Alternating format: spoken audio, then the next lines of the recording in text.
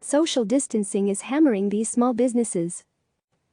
While no small business will be spared the economic sledgehammer that has fallen in the wake of the coronavirus pandemic, some will have a much harder time finding alternative ways to stay afloat. That's because the very nature of what they do depends on the large gatherings and person-to-person contact that are now forbidden in society's attempt to slow the spread of coronavirus.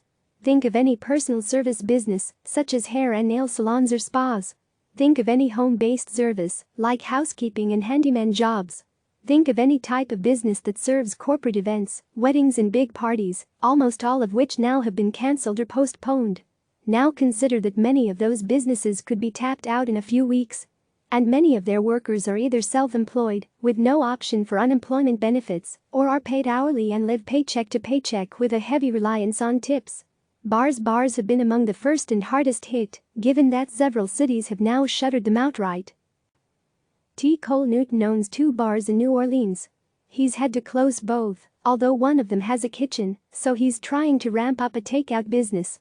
In the process, Newton has had to let a lot of people go, and he worries his bars won't survive long in a world of social distancing. Nor does Newton think a lot of bartenders will stick around for a recovery. Bartending is a job that will effectively cease to exist. I think we'll lose a lot of people.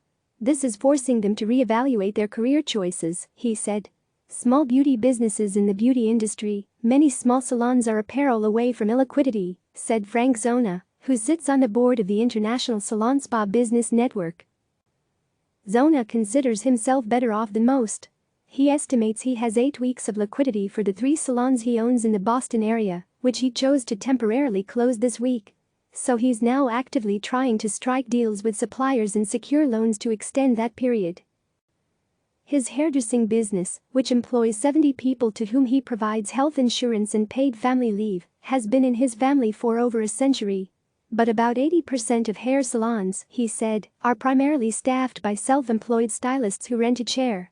Steve Sleeper, executive director of the Professional Beauty Association, concurs that for many small hair and nail salons, cash flow for even 2 weeks will be a problem. A month will be a breaking point for many. On the bright side, Sleeper said, clients are loyal and the industry is incredibly resilient. People will do everything they can to help each other. But when things do start coming back, he noted, with the overall economy impacted, that will affect the number of visits to the salon and how much customers can pay. Home care services. As with personal care services, home care is another area where close proximity, if only to everything in one's house, if not to those living there, is unavoidable. At Zen Home Cleaning, a New York City-based green cleaning service that also offers professional organizing and moving help, there have been some cancellations so far, and CEO Deanna Haynes expects more to come. Some clients have offered to pay their regular cleaners for the canceled appointments. Zen Home's cleaners, who are paid hourly, now wear gloves, masks and booties when they enter a client's home, she said. Still, Haynes noted, she doesn't insist anyone on her team go to a job if they're not comfortable. She doesn't have the means to pay them for very long if she has to shutter the business under city order. As it is, she figures she'd have to pay out $25,000 if her entire staff decides to use all their paid time off during a hiatus. Vendors for weddings and corporate events.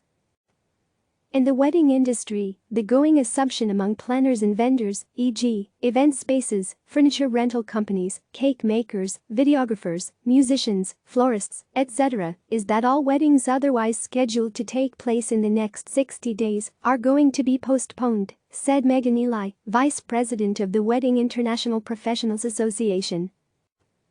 That timeline might have to change depending on how long social distancing is in force. But right now planners are trying to reschedule their clients' weddings for the fall. Vendors have already been paid their non-refundable deposits, Eli said, but the anticipated revenue from the subsequent payments due will be delayed until closer to the weddings, whenever that takes place. Likewise, the corporate events industry has seen an overnight drop in business, said Carla Rubin, who runs the catering company Creative Edge Parties in New York City and Miami. Rubin says up to 70% of her revenue comes from corporations. And she estimates that within 5 business days, she has lost $2.5 million as a result of cancellations in March and April. Now clients are canceling May events. Rubin normally employs 85 full-time staffers, but has had to lay off 55 of them. She also hires from a freelance roster of 450 caterwaiters, almost all of whom are actors and other artists.